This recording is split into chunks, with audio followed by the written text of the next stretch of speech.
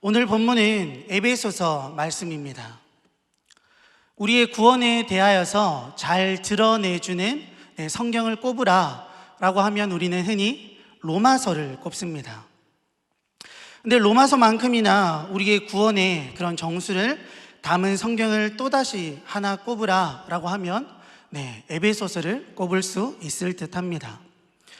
로마서는요, 구원의 여정에 관하여서 하나님께서 우리에게 구원을 허락하시는 방법에 대하여서 아무것도 없는, 아무런 가망 없는 인생에서부터 시작하여서 하나님의 영광과 하나님의 은혜, 그 구원의 경륜에 참여함에 대하여서 기록하고 있다면, 오늘 우리가 함께 살펴보는 이 에베소서 말씀은 하나님의 그 거룩하신 영광, 다함 없는 사랑과 은혜로부터 시작하여서 그 은혜가 어떻게 우리에게 흘러 전해지는지에 대하여서 말하고 있는 성경이라고 할 수 있습니다. 오늘 우리가 읽은 이 본문 중에 특별히 3절부터 14절까지는 신약에서 가장 긴 찬송의 시입니다. 놀랍게도 3절부터 14절까지 이어진 이 본문은요, 한글 본문으로 살펴보면 조금 단락들이 나누어지는 듯 보여지지만 헬라어 원어로 살펴보면 한 문장에서 기록되어지는 말씀입니다. 그러니까 사도 바울은 하나님을 찬송합니다 라고 말한 뒤에 그가 하나님을 찬송할 수밖에 없는 이유들을 열거하기 시작하는데, 그 열거들은 끝이 없어 보입니다. 왜냐하면 그에게 허락하신 하나님의 은혜와 사랑이 너무나 크기 때문이죠. 그렇다면 오늘 이 위대한 본문, 위대한 찬송의 시, 신약에서 가장 긴 찬송의 시, 이러한 시가 고백되어졌던 배경은 언제일까요? 이런 여러분의 삶 가운데 가장 깊은 고백들, 하나님에 대한 찬송의 그런 감사와 기쁨의 고백들이 드려졌던 때는 언제입니까? 우리는 흔히 그런 고백들이 우리의 삶의 풍성함 가운데 풍요로울 때, 그 어떤 어려움과 고난과 환난으로부터 우리가 해방되었을 때 그런 찬송이 우리 속에 있으리라 생각합니다. 하지만 여러분, 아이러니하게도 구약에서 가장 많은 찬양과 가장 많은 감사의 고백들을 드린 인물은 누굽니까? 다윗입니다.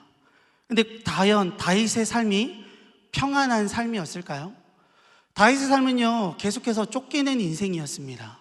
죽지 않기 위해 아둥바둥하는 그 인생이 바로 다윗의 인생이었죠. 그렇다면 여러분, 사도 바울의 인생은 어떨까요? 과연 그의 인생은 평탄함, 기쁨, 이런 것들과 어울리는 삶이었을까요? 전혀 그렇지 않습니다.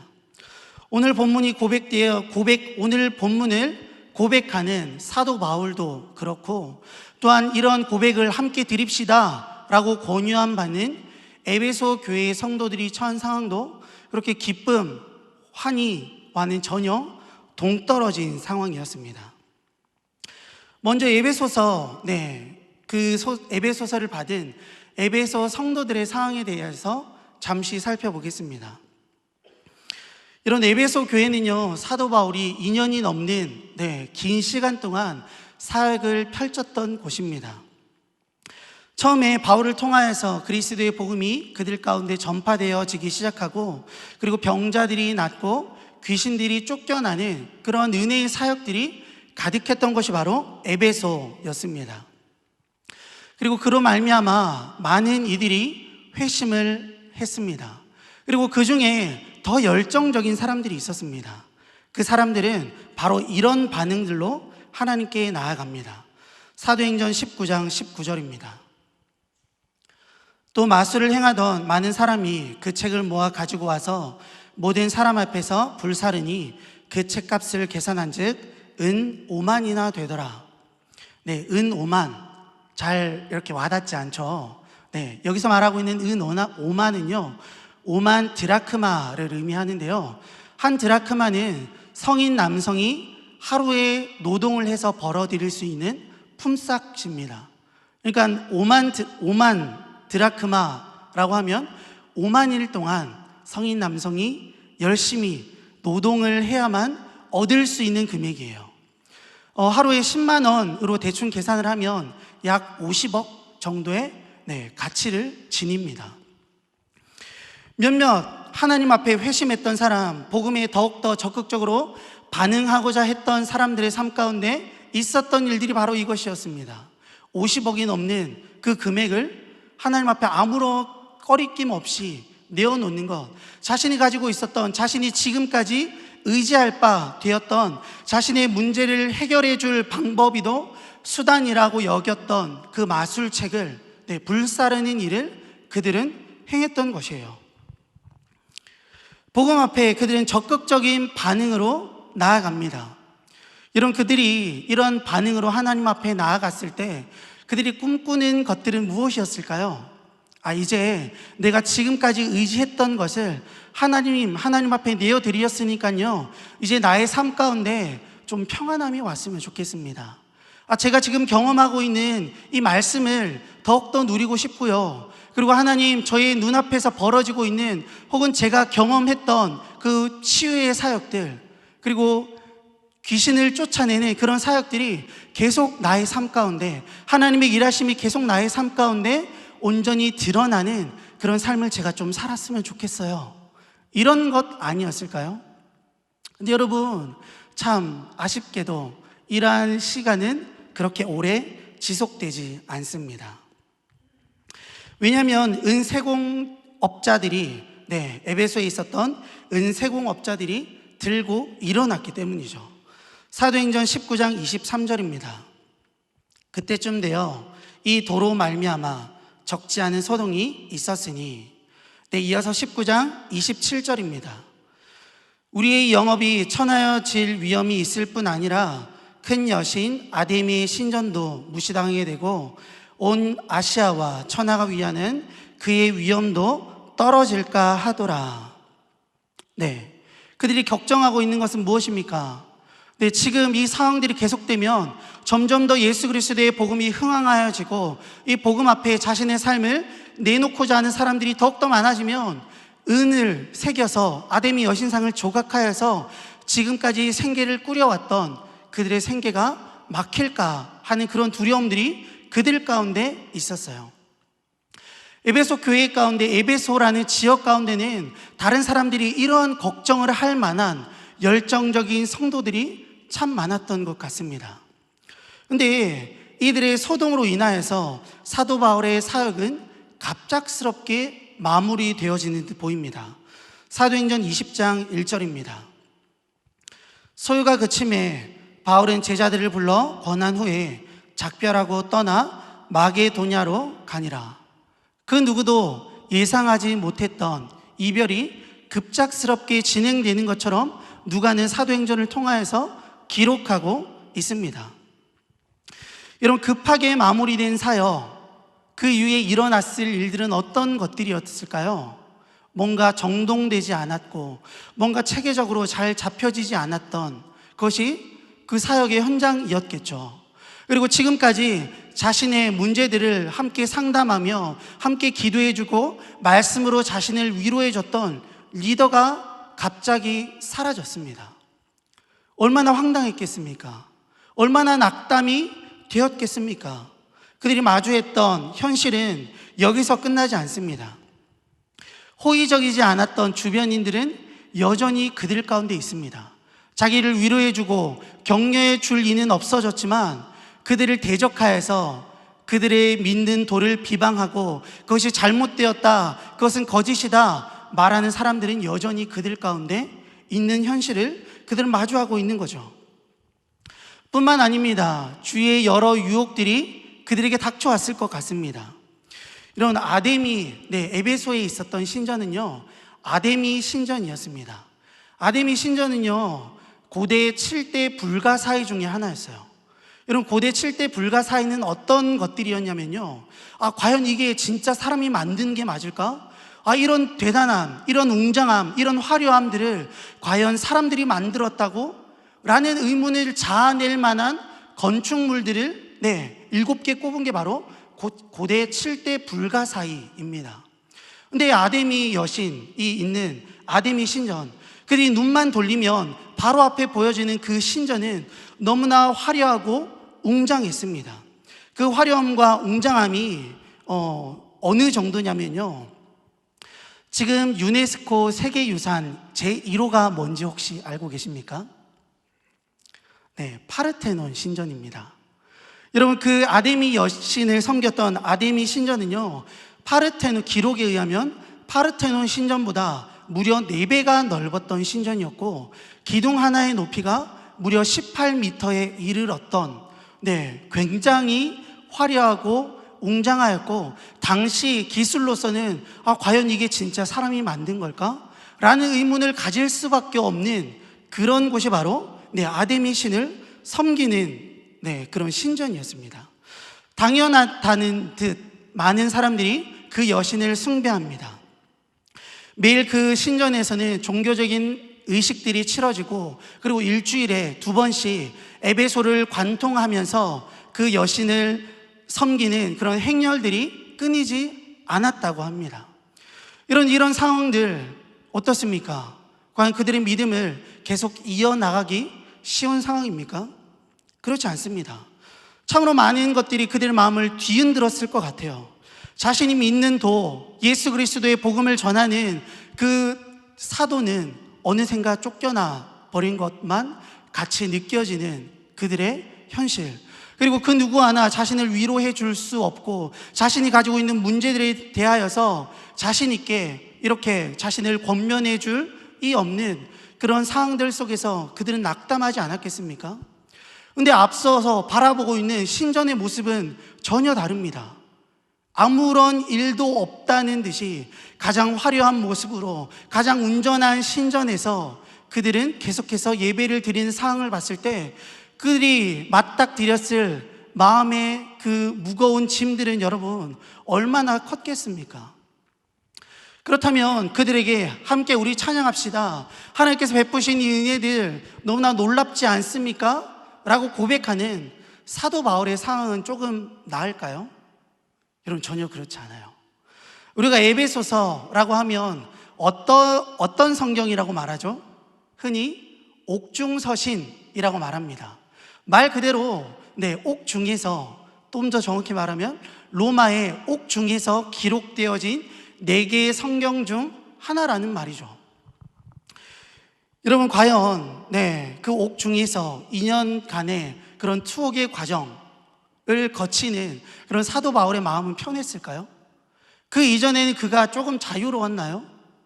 그렇지 않습니다.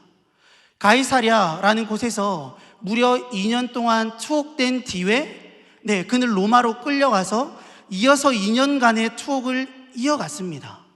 여러분, 그렇다면 정작 그가 투옥되었던 기간은 얼마죠? 4년이 넘어요. 여러분, 굉장하지 않습니까?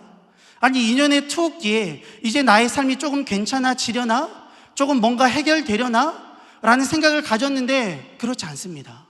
2년간의 또 다른 투옥의 삶이 그에게 마주한 현실이었거든요. 여러분, 그 전에 그가 보냈던 삶은 어땠죠?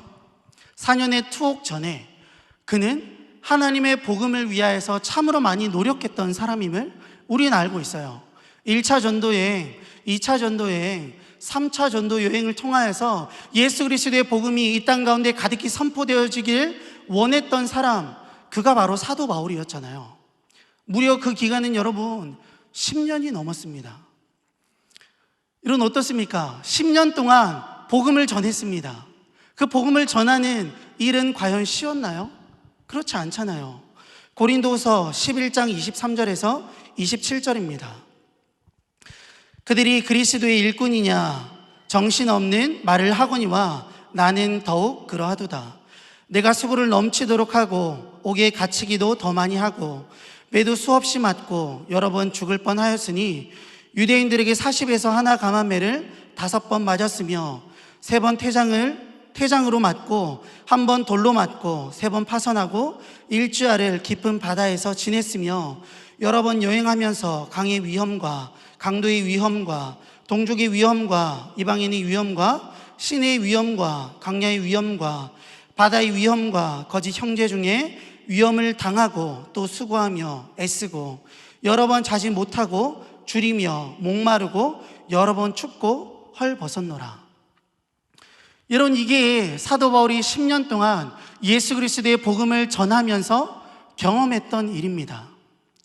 다른 사람들이 보기에 죽을 만한 고생을 그는 했었습니다. 누가 봐도 죽을 만하게 맞았던 적이 있고, 또한 누가 보기에도 죽을 만큼 돌을 맞아서 누가 봐도 이 사람은 죽었다, 우리가 이 성 밖으로 버려버리자 라고 결의했던 그런 어려움들을 당했던 사람이 바로 사도 바울이었잖아요. 여러분, 그의 그 10년은 결코 편한 삶과는 거리가 너무나 먼 삶이었어요. 예수 그리스도의 복음을 위하여서, 자신의 유익을 위해서가 아니라 예수 그리스도의 복음이 이 땅 가운데 온전히 선포되어지기를 위하여서 가진 노력을 마다하지 않고 이러한 어려움들 속에서도 여전히 예수 그리스도의 복음만을 위하여 살아갔던 사람이 바로 사도 바울이었어요. 근데 여러분, 10년간의 그 예수 그리스도의 복음을 선포하고 전하는 일 이후에 그가 마주한 현실은 어떻습니까? 4년간의 투옥이었습니다. 이런 오늘 본문을 고백했던 사도 바울과는 전혀 너무 거리가 있어 보이지 않나요? 아니, 하나님을 위하여서 내가 그렇게 노력했고 그렇게 열심으로 헌신했고 봉사했는데 왜 나에게 닥친 현실은 왜 이런지 모르겠는 그런 상황을 그는 분명 마주하고 있어요. 근데 여러분, 오늘 본문 속에 그것들에 대한 울분, 그것들에 대한 한탄, 하나님에 대한 원망, 이런 것들이 보여집니까? 전혀 보여지지 않습니다. 오직 하나님께서 나에게 베풀어 주신 은혜에 대한 감사와 기쁨의 고백만이 오늘 본문 가운데 너무나 잘 드러내고 있어요. 그렇다면 여러분, 어떻게 사도 바울은 이런 고백들을 드릴 수 있을까요? 아니, 분명 사도 바울이 처한 상황은 그가 감사를 드리기에는 너무나 괴리감이 있는 삶인 것 같은데, 아니, 하나님의 이름을 찬양하며 하나님을 기뻐하는 것과는 전혀 관계없어 보이는 삶인 것 같은데, 하나님에 대한 원망과 불평과 그런 마음들만이, 그런 울분만이 그에게 가득할 것만 같은 그런 상황이 그가 마주한 현실인데, 어떻게 이런 찬양을 그는 하나님 앞에 드릴 수 있을까요? 오늘 본문은 그가 그럼에도 불구하고 하나님을 찬양하고 기뻐할 수밖에 없었던 이유에 대해서 말해주고 있습니다. 이런 우리는 참 평안한 삶을 원합니다. 하지만 우리가 경험하는 실제의 삶은 어떻습니까? 평안할 때도 있지만 그렇지 않을 때가 훨씬 더 많은 삶, 그게 우리가 실제로 경험하는 삶이지 않습니까? 그 속에서 우리가 하나님을 바라보는 것은 어떻습니까? 하나님에 대한 감사와 기쁨이 언제나 우리 가운데 넘치나요? 아니, 하나님, 나의 삶 가운데 있는 일들을 보세요. 내가 이 속에서 어떻게 기쁨을 누릴 수 있겠습니까? 어떻게 평안을 누릴 수 있겠습니까? 하나님, 저의 삶 아시잖아요. 제가 경험하고 있는 이 여러 문제들 주께서도 너무나 잘 알고 계시잖아요. 하나님, 제가 이 상황 가운데 어떻게 하나님 앞에 기쁨을, 감사와 찬양을 올려드릴 수 있겠습니까? 이런 마음들이 우리에게 훨씬 더 많은 것 같습니다. 그렇다면 여러분, 과연 사도 바울을 기뻐할 수 있게 하였던, 그럼에도 불구하고 찬양과 하나님에 대한 노래가 충만할 수밖에 없었던 이유에 대해서 한번 살펴보겠습니다. 사도 바울은 먼저 3절을 통하여 이렇게 고백합니다. 찬송하리로다. 하나님 곧 우리 주 예수 그리스도의 아버지께서 그리스도 안에서 하늘에 속한 모든 신령한 복을 우리에게 주시되 라고 말이죠. 사도 바울이 말하는 바는 무엇입니까? 하나님께서 이미 우리의 삶 가운데 풍성한 은혜, 그리스도의 신령한 복을 우리에게 이미 주셨다라는 것입니다. 지금 이제 주실 것이다가 아니라 미래의 어느 순간에 나에게 갑작스럽게 그런 복들과 그런 평안과 기쁨들이 찾아올 것이다, 그게 아니라 이미 예수 그리스도 안에서 우리에게 그런 은혜들을, 그런 기쁨들을, 그런 만족들을 이미 허락하셨다라고 선언하며 오늘 본문은 시작합니다. 이런 이미 허락한 복, 사도 바울이 모든 상황들을 뒤로하고 하나님을 찬양할 수밖에 없었던 그 이미 주어진 복, 그리고 더불어서 에베소 성도들이 그런 어려움들 속에서도 함께 찬양하기를 권유함 받는 그 은혜의 복, 예수 그리스도 안에 있는 신령한 그 복의 정체는 무엇일까요? 예수 그리스도 안에 있는 그 복은 여러분 구체적으로 무엇을 말하고 있을까요? 오늘 본문 3절에서 14절까지의 본문은요, 이렇게 한눈에 파악하기에 굉장히 난해합니다. 아니, 분명 그래 좋은 말들인 건 같은데, 아니 이것들을 어떻게 파악할 수 있지? 이것들을 좀 더 체계적으로 이렇게 구성해서 파악하고 싶은데 어떻게 할 수 있지? 라는 물음들이 우리에게 당연하게 들 수밖에 없는 본문이 오늘 본문이에요. 근데 여러분, 오늘 본문을 조금 더 자세히 살펴보면요, 계속해서 반복되어지는 그런 문구가 있습니다. 그것은 바로 은혜의 영광을 찬송하게 하려 하심이다 라는 거죠. 찬송하리로다로 시작된 그 본문, 그리고 6절입니다. 6절 후반절, 영광을 찬송하게 하려는 것이라. 그리고 12절, 그의 영광의 찬송이 되게 하려 하심이라. 그리고 14절, 그의 영광을 찬송하게 하려 하심이라. 계속 반복되어지는 이 문구들을 중심으로 우리는 문단들을 조금 나눌 수 있을 것 같아요. 그 문단을 나누면 3절부터 6절, 그리고 7절부터 12절, 그리고 13절부터 14절로 각각 나눌 수 있습니다. 그리고 다시 한번 이 문단들을 살펴보면요, 이 문단 속에 적극적으로 일하시는 주체가 바뀜을 발견할 수 있어요. 3절부터 6절까지는 우리의 구원을 위하여서 하나님께서 행하신 사역들에 대하여서 사도 바울은 노래하고 있습니다.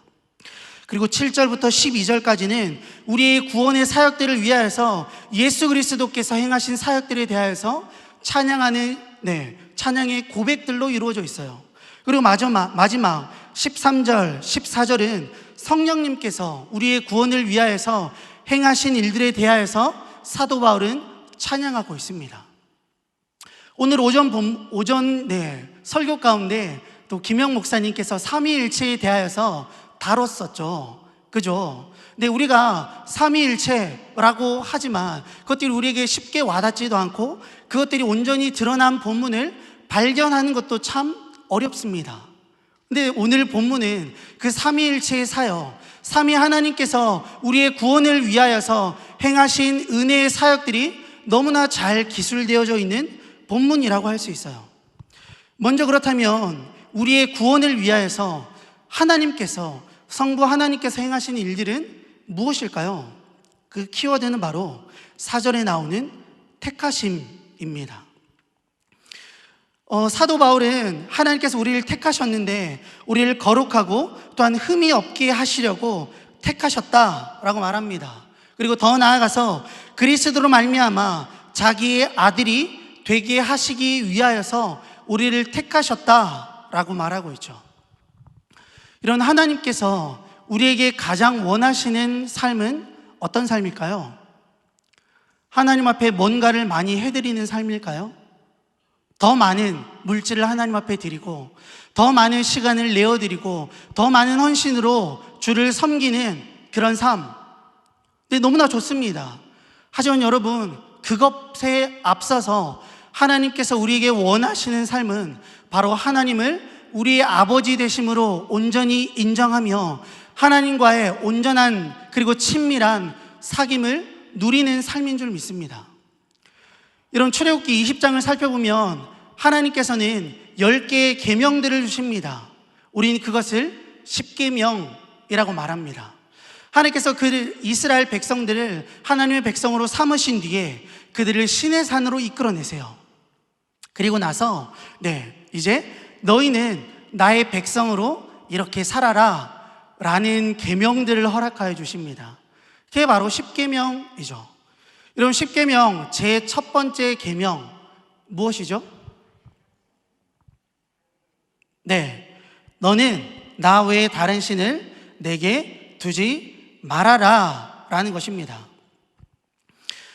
이런 나는 나 외에 다른 신을 섬기지 말아라가 아니라 나 외에 다른 신들을 내게 두지 말아라 라고 하나님은 말씀하고 계세요. 근데 이 구절이 쉽게 우리에게 와닿지 않습니다. 무슨 말인지도 잘 모르겠어요. 근데 이것을 히브리어 원문으로 보면 나 외라는 이 단어는요, 알파나이라는 히브리어입니다. 이 말이 포함하는 이 말의 뜻은요, 직역을 하자면 나의 얼굴 앞에라는 의미입니다. 그렇다면 일계명을 다시 한번 살펴보면 어떤 내용이 될까요? 나의 얼굴 앞에, 나와 너의 얼굴 앞에 다른 신들을 두지 말아라 라는 계명이라고 할 수 있어요. 이거는 어떤 의미죠? 하나님께서 이스라엘 백성들을 부르신 뒤에, 자, 이제 너는 나의 백성인데 너희는 이렇게 살아야 해. 근데 자, 이제 내가 너희에게 가장 원하는 것, 가장 첫 번째로 요구할 것은 바로 이거야 라고 말씀하시는 내용이 어떤 내용이라고요? 너와 내 얼굴 사이에는 그 어떤 것도 있지 않았으면 좋겠어. 오직 서로만을 바라보며 서로로 인하여서 만족하는 삶, 서로로 인한 기쁨이 충만한 그런 관계가 우리의 관계가 되었으면 좋겠어 라고 하나님은 처음으로 말씀하십니다. 이런 첫 번째 계명, 너무나 의미 있는 계명이죠. 이런 가장 먼저 요구하는 것은 어떤 내용일까요? 가장 중요한 것, 그들이 어느 순간에서도 잊지 말았으면 좋겠는 것, 가장 그들의 삶 가운데 실천되어지기를 원하는 것, 그것이 아닐까요? 근데 하나님은 이스라엘 백성들을 부르신 뒤에 가장 먼저 요구하십니다. 우리 서로 사랑하자. 너와 나의 사이에, 너와 내 얼굴 앞에 그 어떤 것도 놓이지 않았으면 좋겠다. 그렇게 하나님은 말씀하십니다. 우린 이런 관계를 사랑의 관계라고 말합니다. 그리고 하나님이 이스라엘 백성들을 출애굽시키신 뒤에 가장 먼저 요구하시는 것, 가장 먼저 말씀하시는 것은 바로 우리 서로 사랑하자라는 것이에요. 오늘 본문에서도 하나님은 동일한 것을 요구하십니다. 너와 내가 아버지와 아들의 관계로 온전한 교제를 누리자. 하나님은 우리에게 그것을 말씀하고 계신 거예요. 하나님께서 우리에게 허락하여 주신 축복, 우리의 구원을 위하여서 행하신 일들, 그것은 바로 사랑의 관계를 맺어가는 것이었습니다. 우리를 택하셔서 하나님의 자녀로 삼아주시고 그 관계 속에서 온전한 교제와 온전한 사랑을 누리기를 원하시는 것, 그것이 바로 성령 하나님께서 우리의 구원을 위하여 행하신 일입니다. 그렇다면 예수님께서 우리의 구원을 위하여서 행하신 일은 어떤 것일까요? 너무나 많지만 그 중에 키워드는 7절에 나오는 속량하심입니다. 이런 이 단어는요, 기독교적인 용어가 아닙니다. 이것은 오히려 노예 시장에서 훨씬 더 흔하게 사용되어졌던 단어입니다. 종의 자유를 위하여서 값을 지불하는 것을 속량하다라는 말의 의미이죠. 근데 7절이 말하는 것은 무엇입니까? 그리스도께서 그분의 피로 말미암아 우리를 속량하셨다 말합니다. 이런 우리는 원래 어떤 자들이었습니까? 사단의 노예였던 자들이었고 이미 죽은 자들이었습니다. 예배소서 2장 1절입니다. 그는 허물과 죄로 죽었던 너희를 살리셨도다. 여러분, 성경이 말하고 있는 우리의 상태는요, 죽을 뻔한 상태가 아닙니다. 죽을 뻔하였는데 하나님께서 100이라는 것을 해주셨다면 1이라는 반응은 할 수 있는 존재, 그런 게 아니에요. 하나님께서 100, 1000, 만이라는 것을 우리에게 주셨다고 할지라도 그 어느 것 하나 행할 수 없는 것, 그 어느 것 하나 하나님 앞에 다시금 올려드릴 수 없는 상태, 그 상태가 바로 우리의 상태였다라고 말하고 있습니다. 이런 하나님께서 우리에게를 구원하시기 전에 우리의 상태는요, 뭔가를 요구할 수 있는 상태가 아니었어요. 뭔가를 이렇게 요구했을 때 우리가 반응할 수 있는 상태가 결코 아니었습니다.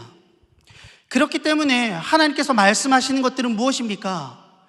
저 천국에 이르기 위하여서 우리는 이런 노력들을 해야 한다, 우리는 이런 열심들을 가져야 한다 라는 게 아니에요. 하나님께서 말씀하시는 내용들은 무엇입니까? 너희의 구원을 위하여서, 너희가 하늘을 닿기 위하여서 행해야 될 노력이 아니라, 너희가 죽었기 때문에 아무런 반응을 하나님 앞에 드릴 수 없기 때문에 저 하늘에서 이 땅 가운데 우리를 구원하여 주시기 위하여서 오신 예수 그리스도의 복음에 대하여서 오늘 본문은 말하고 있습니다. 그 사역들이 무엇이라고 말하고 있죠? 바로 예수 그리스도의 피로 우리를 사하여 주시고 우리를 사신, 그래서 하나님의 것으로 삼으신 속량이라고 사도 바울은 우리에게 말해주고 있습니다. 여러분, 근데 과연 우리가 이러한 것들을 받아 누릴 만한 그런 가치로운 인생인가요? 하나님, 그래요, 맞아요. 저의 삶에 하나님께서 베푸신 이 은혜는 당연합니다. 저 정도라면 하나님 받을 만하죠. 이런 삶인가요? 여러분, 그렇지 않잖아요. 여러분, 우리의 삶이 어땠다고요? 사단의 노예였고, 또한 이미 죽어서 그 어느 것 하나 하나님 앞에 기대할 수 없는 삶, 그 어느 것 하나 하나님께 돌려드릴 수 없는 삶, 그런 삶이었는데 하나님께서 은혜로 우리를 구원하여 주셨대요. 우리를 택하여 주시고 우리에게 어떤 반응을 요구하시는 게 아니라 하나님께서 저 천국에서 이 땅 가운데 내려오셔서 그 모든 질고를 대신 지심으로 말미암아 우리를 구원하여 주신 사역에 대하여서 오늘 본문은 말하고 있습니다. 더 나아가서 성령님께서 우리에게 행하여 주신 일들을 13절 그리고 14절은 말하고 있습니다. 그것은 바로 우리를 인치심이라는 겁니다. 하나님께서 우리의 구원에 대하여서 계획하셨다면 예수님은 그 구원을 우리에게 완성하신 분이십니다.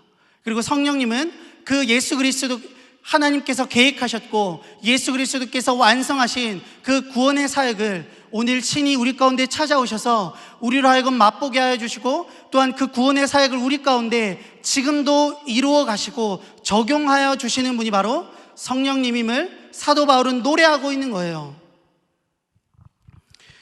여러분, 우리는 어떤 존재입니까? 바로 이 삼위 하나님의 힘과 능력과 지혜를 다한 구원의 사역 가운데, 구속의 사역 가운데 살아가고 있는 자들입니다. 삼위 하나님께서는요, 우리의 구원을 위하여서 말씀으로만 행하시 아니셨어요. 우리의 구원을 위하여서 다른 사람을 세우셨거나 혹은 천사를 통하여서 우리의 구원을 이루신 것도 아닙니다. 그분의 모든 힘을 다하여서, 모든 노력을 다하여서, 모든 지혜를 다하여서, 모든 능력을 다하여서 우리의 구원을 완성하여 주신 분이 바로 삼위 하나님이십니다. 이런 우리는 그런 은혜를 누리고 있는 자예요.